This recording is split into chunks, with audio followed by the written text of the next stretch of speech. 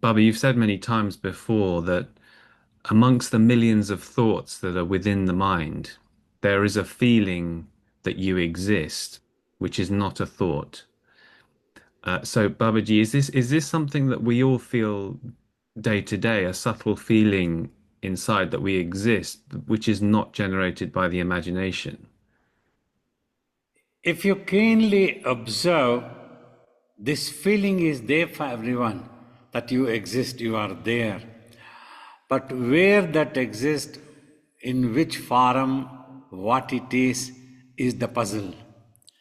Just now, because the consciousness is totally stuck with the brain's reflections, thus it has shifted to the body. Though it is not on the body, if we keenly observe, that illusion will go away. But we keep thinking that we are the body. We have assumed that we are the body. And we have named this body, and that name has created a personality for us like this. And then we are preoccupied with the thoughts and visions that are in the mind. We seldom notice this feeling, though it is there. We don't, I can say we don't care much about this. We take it granted that keenly we don't observe from where it is coming and where it is. So that is what we keep telling. This is what the consciousness of existence. Like other sages, like great Ramana Maharishi said, the I, who am I? For this only he told, think, who are you actually, who am I? And where is this located? For that you have to keenly observe by keeping the eyes closed from where the I is coming. If you observe, if all your concentration falls on that consciousness of existence, then the mind gets absorbed into that, giving you the awareness yourself as that. Otherwise, mind will be preoccupied with thoughts and visions that are getting generated within the mind. So it has no time to observe itself, but it is so busy, it has been dragged into this since time immemorial. So that is how we have lost the track of our real self and always feeling something else as this, whereas this consciousness of existence is not giving any such thing that which we have assumed or imagining. So that's what meditation is also taught, so that your attention can go to this consciousness of existence or the thought of the feeling of the eyes that is coming. For that, you have to give up your attention to other thoughts and visions. You have to totally remain focused on this. Then the mind will get absorbed into that. Thank you, Babaji. Okay, so because generally people in society these days they think of consciousness as being the thoughts, the experiences that you have in your mind shows that you are conscious. But the fact, Babaji is saying that you still exist when in a total thoughtlessness state, that means that you can't be the thoughts. You still Yeah. exist. You have an existence without the thoughts. You are conscious of the thought. So that means you are not the thought. You are conscious of that thought. That means you have generated that thought. What is this you? You are not that thought, that which will disappear simply like that. So thus, attention has to go to this. So we seldom notice or think about this. We simply get carried away with the thoughts and the visions that are there.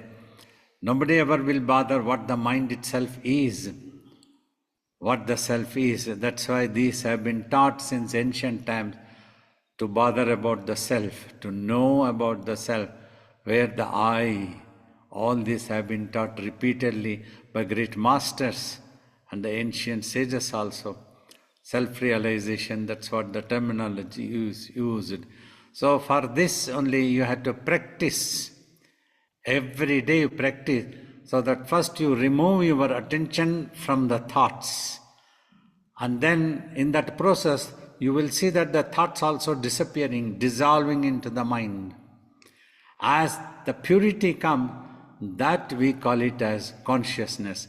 When it is involved with the thoughts, engaged and preoccupied with the thought, the same substance we call it as mind.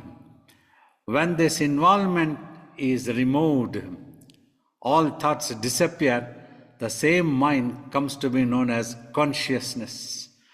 We use this word consciousness because it is available, and anywhere you can apply, you become aware of that.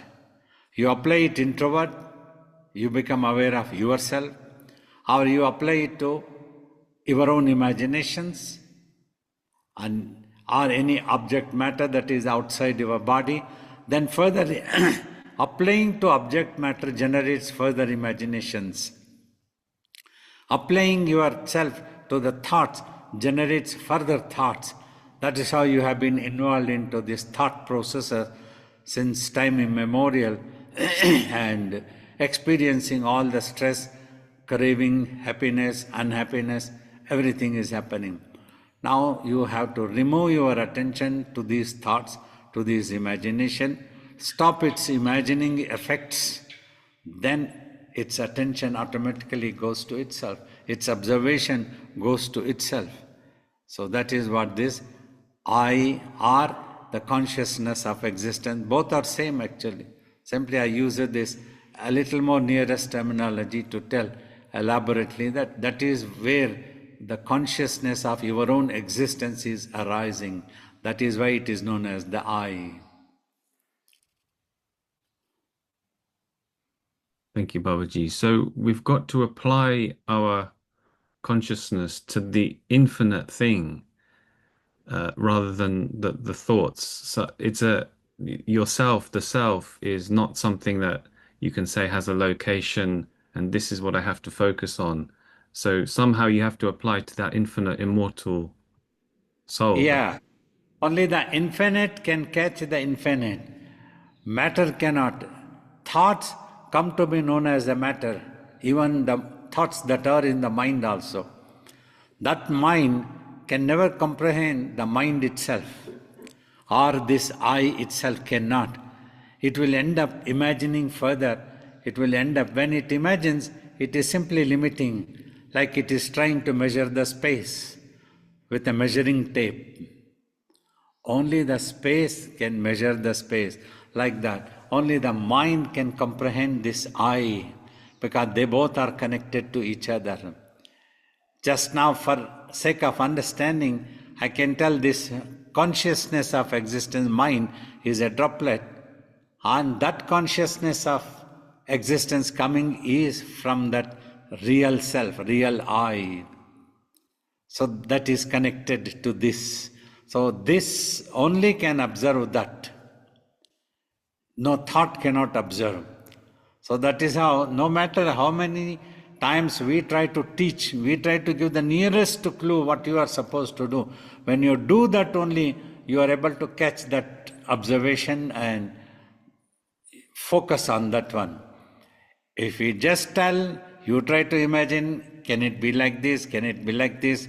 Some people, when they get to hear me and they think, oh, I had a big thought that I am out of this body, I am that. They are all pure mind's imagination. By reading books or listening somebody to tell, they try to get endorsement from the Guru. But that is not the truth.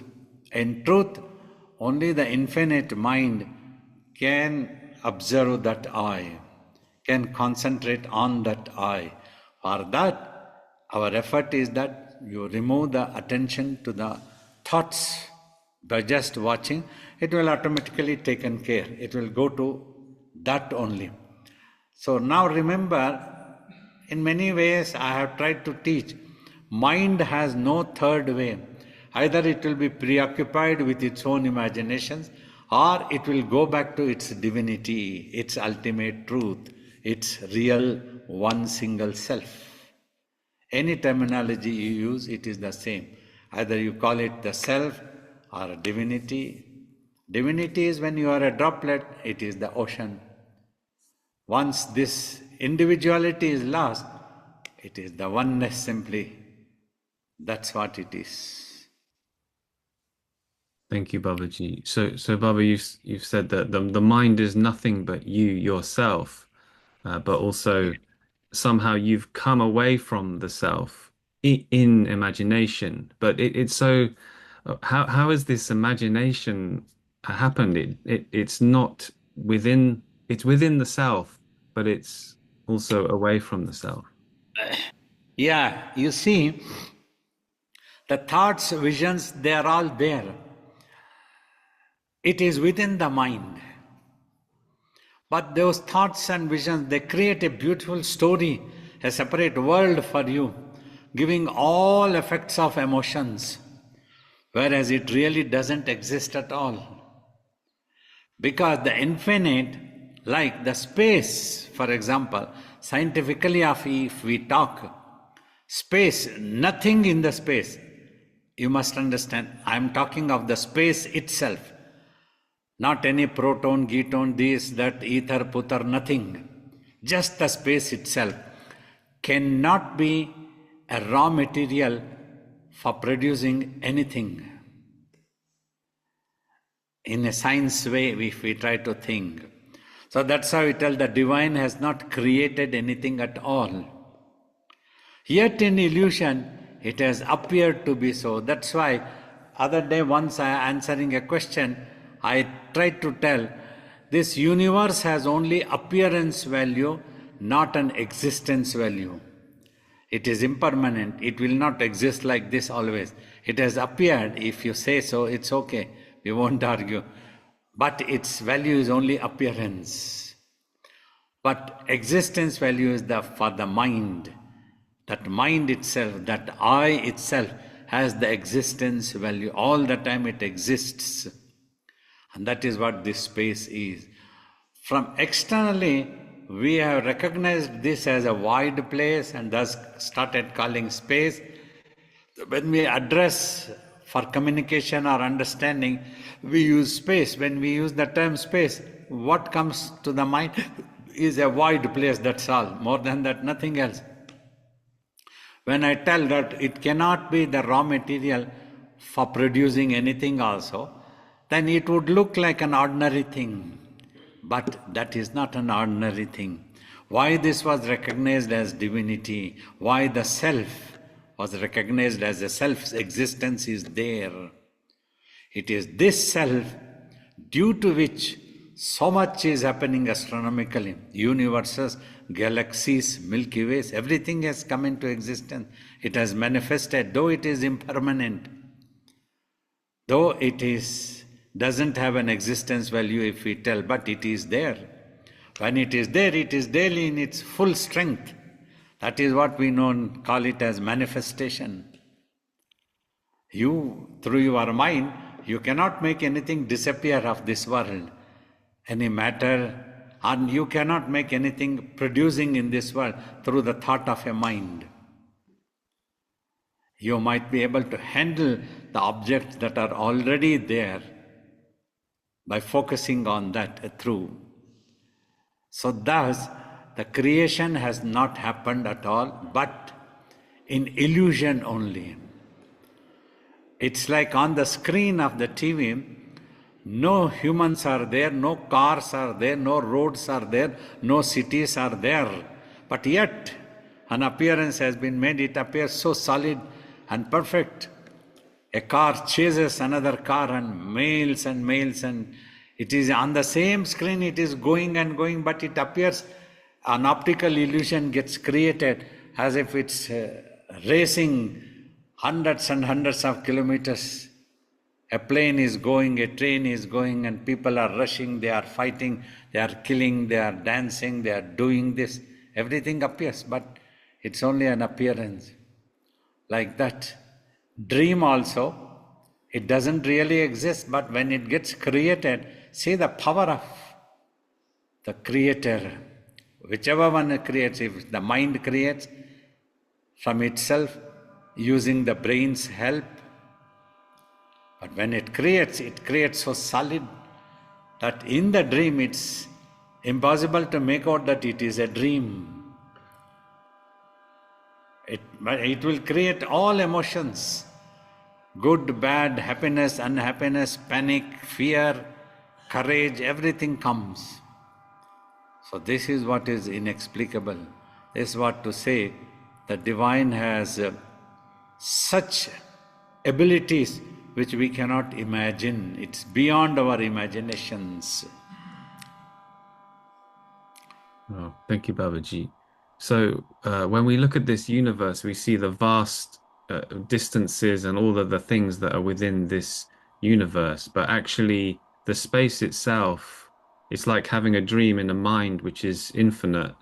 The space itself doesn't have vast distances. It's actually infinite Yeah. itself. Its vastness is in relativity only. In relativity of another existence, now here this physical body and the physical eyes, its vision is limited. It cannot, these physical eyes, nobody can see the space as it is. Its vastness is not possible. And its vision is limited. When it is limited, the vastness is vastness. Suppose if there is nothing else, only the space exists and nothing else is there, and that vastness also disappears, all pervadedness, that loses its significance. If a smaller finger is there, this becomes a bigger finger. If there is no finger at all, this is the only one. It is neither big nor small. That's how the divine and the devotee and the droplet and the ocean, all these things keep happening. Finally, everything one merges, oneness is there. Everything disappears. There is no I. There is no I becoming self-realized. Nothing is there. All ideas gets dropped.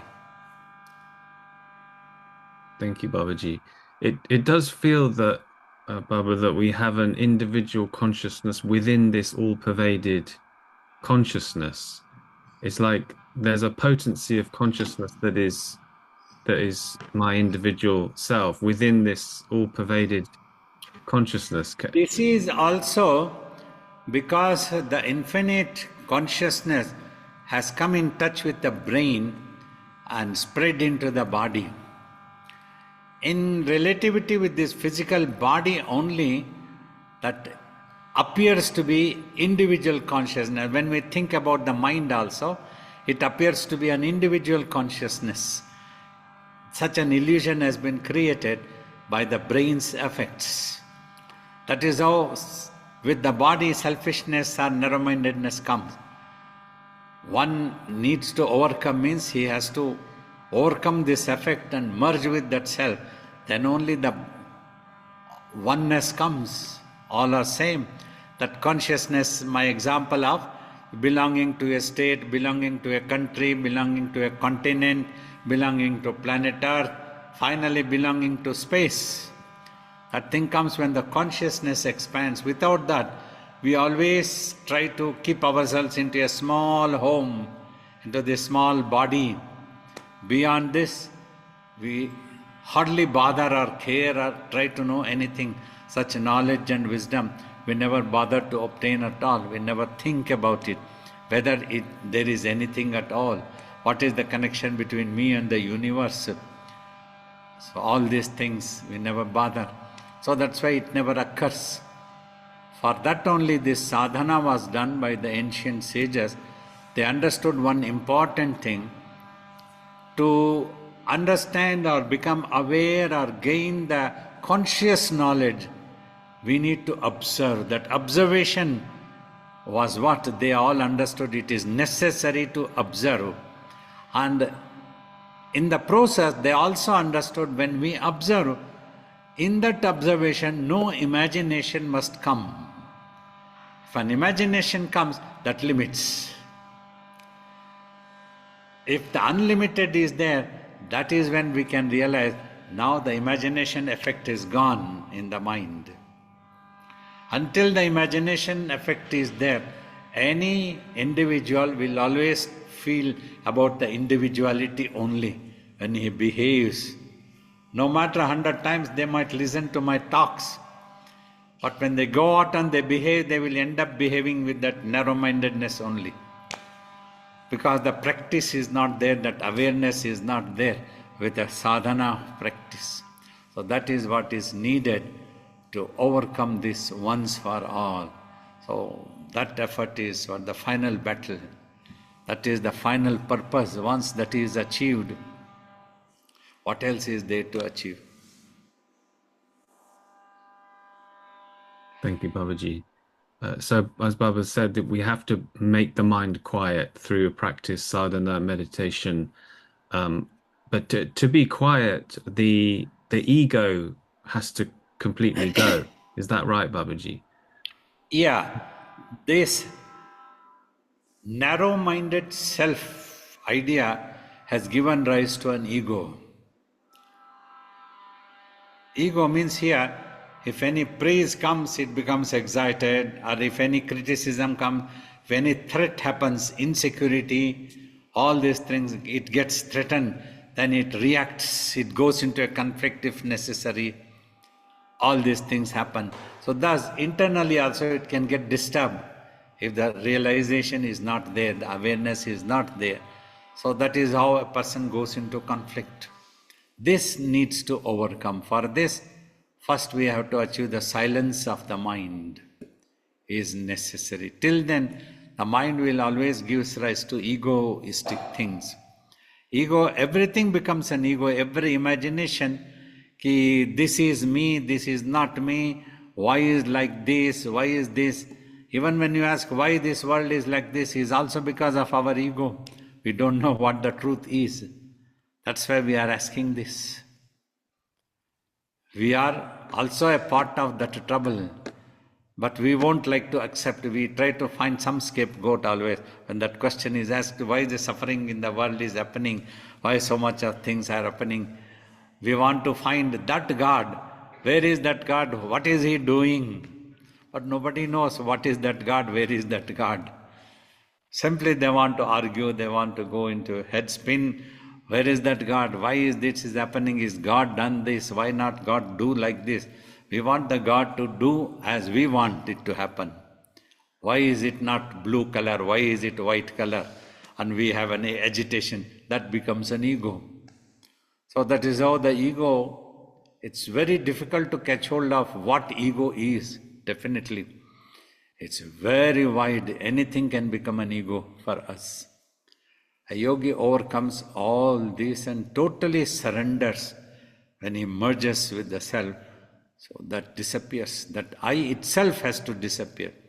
Until the I is there, the thought of I, there is always a danger of that I trying to behave as an individual away from its mothership. So if that I itself is gone, means in Hindi there is an old saying, if there is no bamboo, a flute will not be made. If the flute is not there, there is no sound trouble at all. That means the source itself, if it is not there, there is no trouble that somebody will become a demon and something happens. The source itself is over, finished. So then everything is finished. Seed. Thank you, Babaji. But it seems that because a brain has come into existence, then the trouble is there. Then the consciousness is sucked into that.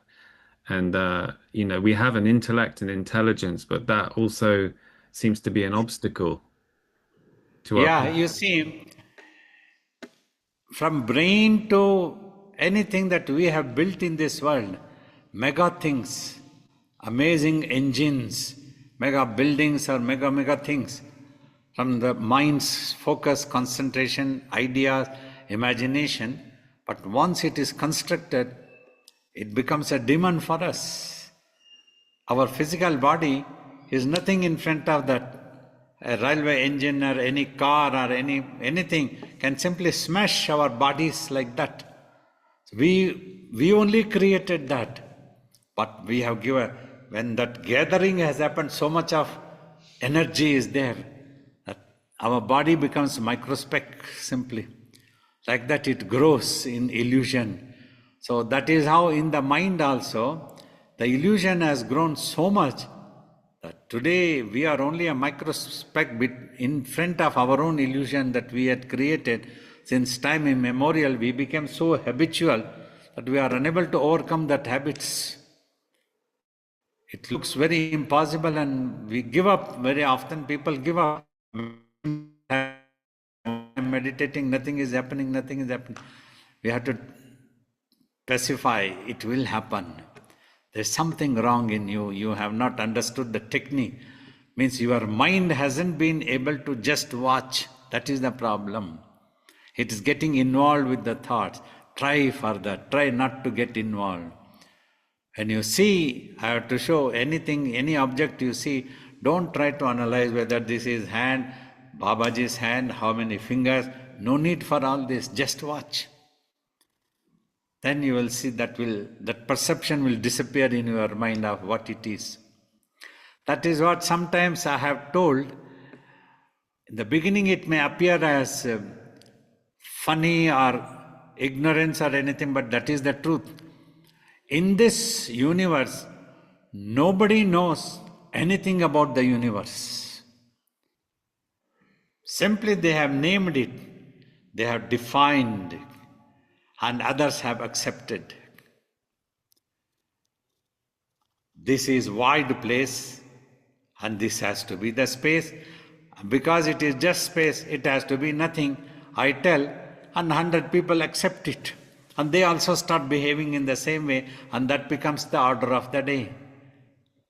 In the beginning, nobody bothers whether that person really knew that it was only a wide place or could it be something else. Who bothers? Nobody bothers.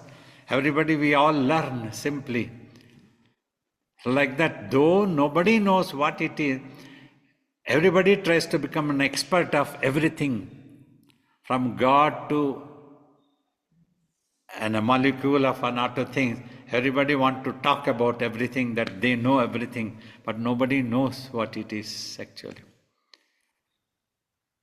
Everything has born out of imagination for sake of communication and understanding in this world. Just like a certain language. That language is useful if many people in the society are talking the same words, same language, same style, understanding those words in the same way. Then that language is useful and it has come into existence. It is like a reality. So that language in another part of the world where nobody in the society can understand any word, no meaning comes to their mind at all. When you are talking some other language which they don't know, no meaning comes to the mind. What is that they are talking? Something like that. See the illusory effect. The same thing simply can become or the same thing can become so meaningful. You come and sit here, be my friend. If this language is not understood by anybody, so that will be like that is all. Say that is the effect of illusion. So, but that's useful in this world when we both understand it in the same way. Hand in glove. So I also going to cut my nose, you also cut your nose. Then let us tell to the world that we both cut our nose and God appeared. That type of thing is happening actually. People may laugh today at me, but one day somebody will appreciate and understand what I'm talking. Thank you, Babaji. There have been some people talking about Western science and how science is really looking at how things behave, but it doesn't really know what anything actually is at the heart of it. It can see, like Babaji's talked about, the energy. You can see the manifestation of energy in an engine or something that's active, but what is the energy itself? And really, science has not been able to understand what anything actually is in itself. So, just like the modern art, you throw some paint on a paper and try to explain something, it's your imagination, and that becomes a beautiful art accepted by hundreds of people. Oh, what great paint it is, what great genius the person is. So that's what happens. So we make the meaning ourselves in our mind, in our imagination, but actually the truth of it is something beyond that. Beyond that, Thank you, Babaji. So Baba, you've also said before, you've quoted from the Bhagavad Gita before many times that you can be your best friend or your worst enemy. Uh, it seems that the mind sometimes it tries to deceive you and get attracted to this world and get involved in cravings. So really, Babaji, the answer is one has to practice this sadhana. This is why this is yeah. what. To be precise, at the first sight, the world promises you happiness. Then it traps you. Once you are trapped, once the world has spoiled you to its effects, then it starts showing its colors. Unhappiness also comes. Happiness, unhappiness, this and that, dualities all come into the mind. And the mind loses its effect of peace and it gets spoiled. It goes after this world for happiness, after this world for happiness. Like Vasishtha talking, it's like you are searching for water in the desert. That type of thing. The peace is within. You have to become quiet and you have peace. That which you are looking for. So that is what is happened. To understand this, it takes a hell of a effect of so many lives simply passes by. And some life occurs, something is wrong. Something is wrong. That's what whether Adi Shankara, Ramana Maharshi, they all thought. Ramana Maharshi also thought, what is this I? What happens when the death happens to the body? Something is there, some problem is there. Why do we have to cry? Ramana Maharshi thought that thing goes away which nobody has seen. If that is the death, why to cry? You don't know about it. But if this body is the I, this body is there, why to cry? The body is there, you have it this. But we all know that this body is not the thing we want to have. We don't know what it was in this body that which went away or disappeared or what happened, nobody knows. Hundreds of stories could be floated. So that led him to tapas and he became Maharishi Ramana. Thank you, Babaji. But Baba, in self-realization, once that is achieved, is complete liberation from the body. No longer are you trapped in this body and brain. It seems amazing that the body isn't dropped in that state, but still a connection can be maintained for a yogi to still exist as a Yeah, body. you see, now you have to be the master, not the brain. Then you can have the brain.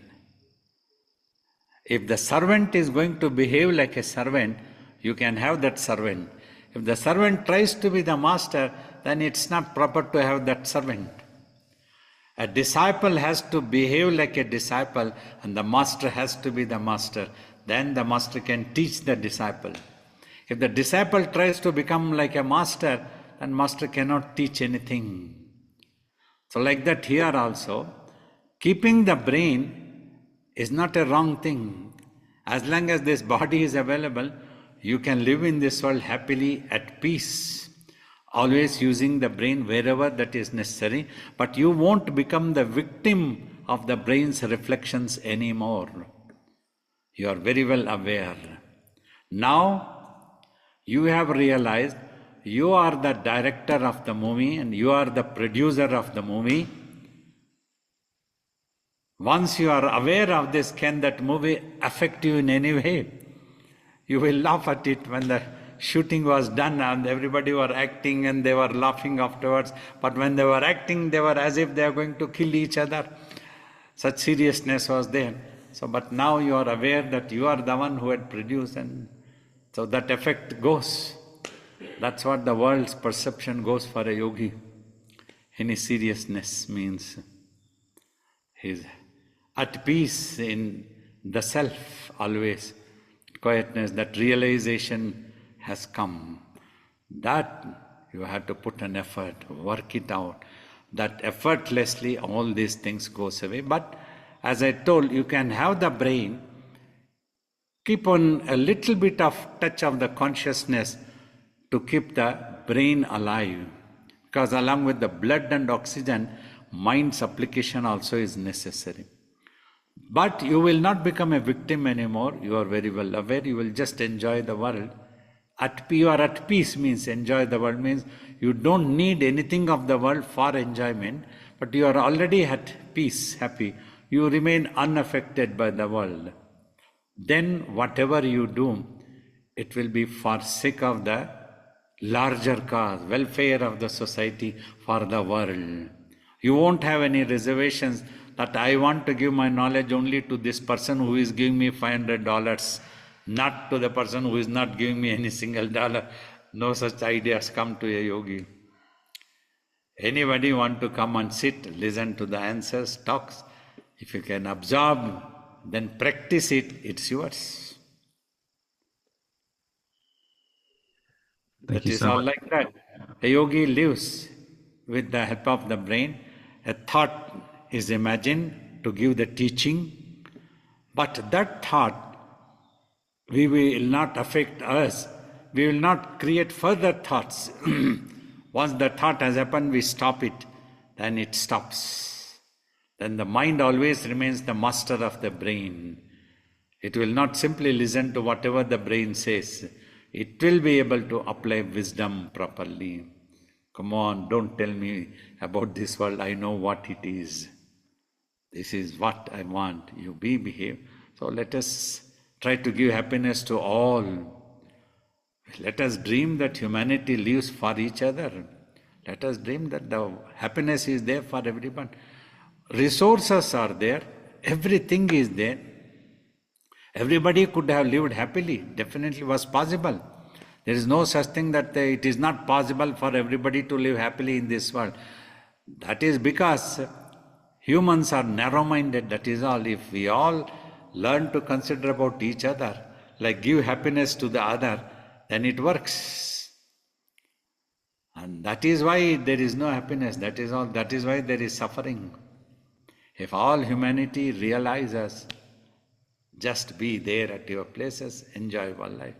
I don't need your pocket, you don't need my pocket. You have your pocket, let me have my pocket. It's okay. So like that, if only humans can live, there could be happiness. Like that, a saint will always dream and tries to advocate or teach as long as the body is available. So we call people, you all utilize the body's existence. It is here. Tomorrow it may not be there. I'm not going to lose anything, but you won't be able to listen to me. Recently talking the last year's tour also, I told you, now I am able to talk in a language, in an imagination that you can understand. But if this body goes, then I will talk in such a language which you may understand, you may not understand at all. It will not be in English.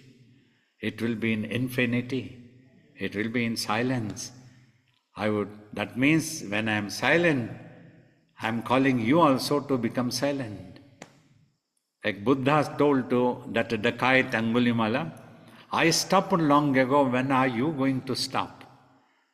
When the dacoit stopped Buddha, he told, stop. When he was going, composedly at peace, Buddha turned and said, I stopped long ago, when are you going to stop?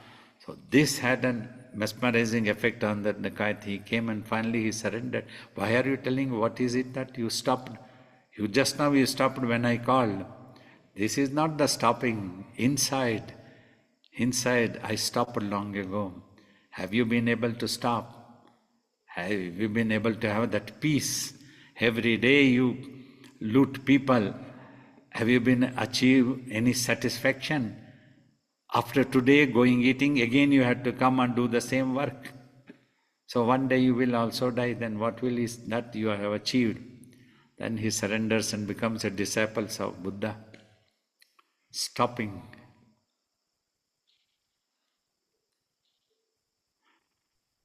Thank you so much, Babaji. I've reached the end of my questions for the session. There's a couple more that have been sent in on email. Is it okay if I ask Babaji these two questions Okay, and then we can open up afterwards to the participants? okay, okay. Thank you, Baba.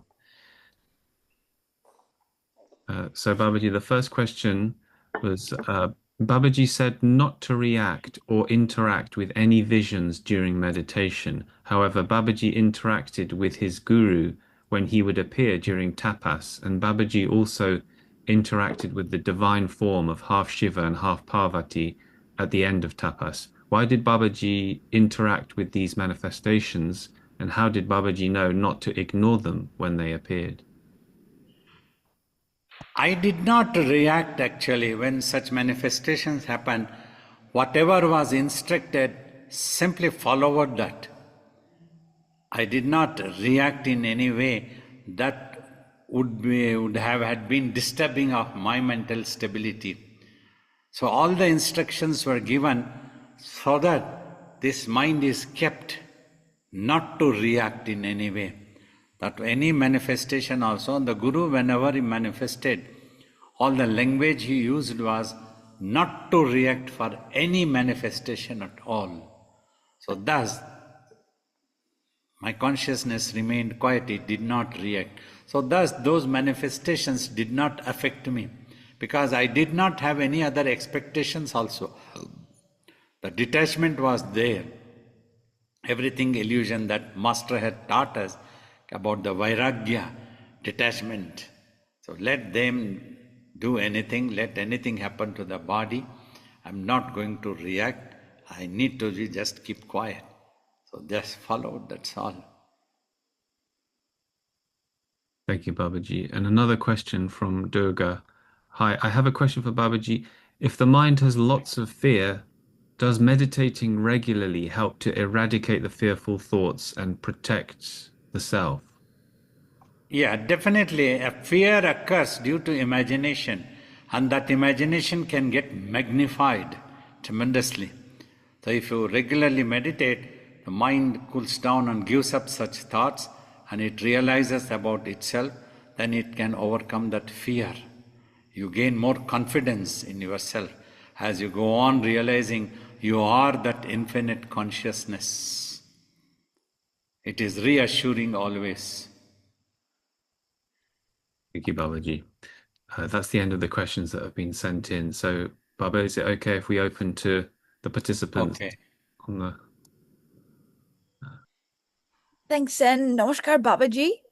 Um, Yes. how can we develop the wisdom so that we can differentiate between true and false and know for certain what is moral versus immoral? If a certain thing is not working out when we try to work out, then we need to try to think what is wrong. Is there something wrong in me? Something wrong in that one?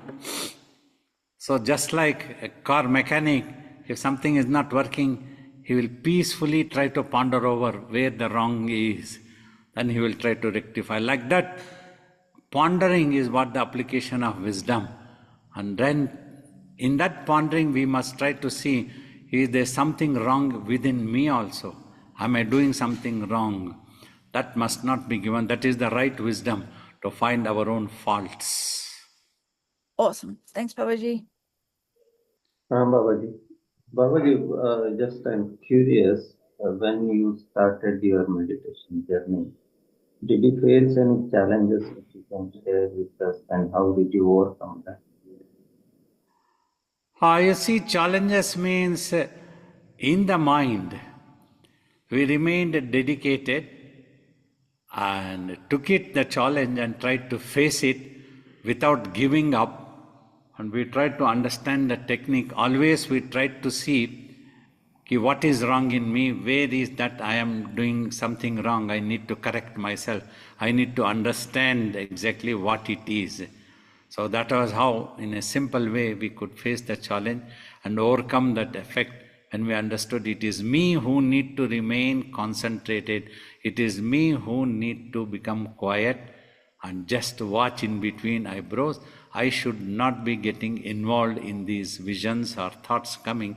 Like that we realized that one. So that was how we overcame. So I have one follow-up question. When I sit for meditation, sometimes I have to keep reminding myself, just what, your instructions. So is it fine as a beginner? See, for a beginner, with one thought you can remind, I just need to watch, and then go on watching. Don't give rise to hundreds of thoughts of the same repeating, I need to watch, but you end up not watching. It should not happen. You think, I need to simply watch and then watch. So like that you practice. It will come one day. Have confidence in you. Have faith. You will get it. Namaste, Babaji. Yes. Babaji, I have a question. Does karma of our last births affect our this birth if we try to be self-realization process? You just bothered to become self-realized, and that can be your karma, who knows? A master has come in your life and he is advocating that you meditate. Simply meditate and then you can overcome karma. So this is what it is. But if you keep worrying about the previous life, the mind can go into a frustration or depression type. So do not bother. Forget about the previous janmas at all. Just try to meditate and silence your mind. Then you can overcome all effects of these karmas in your mind. You will achieve peace and you can achieve self-realization also. Thank you, Babaji. Babaji, there's a question that's come in from chat. Can I ask Baba? Yes, please. So from Mukta, after self has been experienced, do we have to again use effort every day or only have to sit still and calm the mind and self will be experienced again? When the self-experience means you are that self, you are not separate anymore, that you need to experience that or practice that. You have become one with it and you are there, that is all. So don't have to do that one naturally, effortlessly, it is always there. So for a yogi, if I need to be in the world, I have to bring the consciousness up to the brain's level. It is a little bit struggle for me, like you all struggle to bring the mind back to the self. I have to bring it up, a little bit struggle. The minimum required I do work in this world. So like that it will be possible. So I don't have to work out again and again to make it quiet. It is settled peacefully. Thank you, Baba. Pranam, Babaji. Okay. Yes. Is Babaji like appearance value, Babaji says. So like the space, it looks vast, unending, boundless. So that space, that boundlessness is also is only appearance value, maybe? Yeah. Through your eyes, it is only an appearance for you because your eyes are small. It can see only a certain limited distance of the space. It cannot see the whole space. So that is when it appears the vastness is there. So when you become space, so that loses its effect. Yes, Babaji. Pranam, Babaji. Thank you, Babaji. Baba, another question's come in chat. Can I ask Baba? Okay, we will take one more question. Okay, yes, Babaji. From Ribav, can Babaji please explain the difference between the mind and the brain and how they differently play upon the consciousness? Brain is the biological organ in the body. Mind is your conscious energy. You need to use the brains. If the brain reflects and you simply believe it without thinking or the discrimination, using the discrimination power, so that is when you become the victim of the brain's reflections. Whatever brain reflects, you simply accept it as the truth. Then it may be wrong, you don't know what it is. So that is the difference. So for this you need to purify the mind and make it remain concentrated. Then that concentrated mind, when it applies the brain, it applies in the right direction. It will be able to use the proper wisdom, discrimination, proper judgments, everything will come. So for now, if you understand this much is good enough. The rest you will understand when your mind becomes really quiet. More things gets revealed. Pranam Babaji. Yes, yes. Babaji, can you explain in the time when you are asleep and you are actually having a dream, the power of creation? So, does the power of creation the energy bit of the consciousness? It is of the consciousness in collusion with the brain. The brain has helped it to become decodified, show you as the picture, as a thought, but the product is from the mind itself. That is how simply an illusion has happened. A picture has appeared within the mind, within you only. Okay, and Babaji, the awareness that we are all going towards, the awareness, is it the same for every human being, all reaching one source? Yeah, the source is one single cell. Everybody's mind belongs to that only. Simply because of the becoming a victim of the brain, so reflections, so an individuality has appeared as if it is separate. So, but it is the same source. Okay. Thank you, Babaji. Pranam.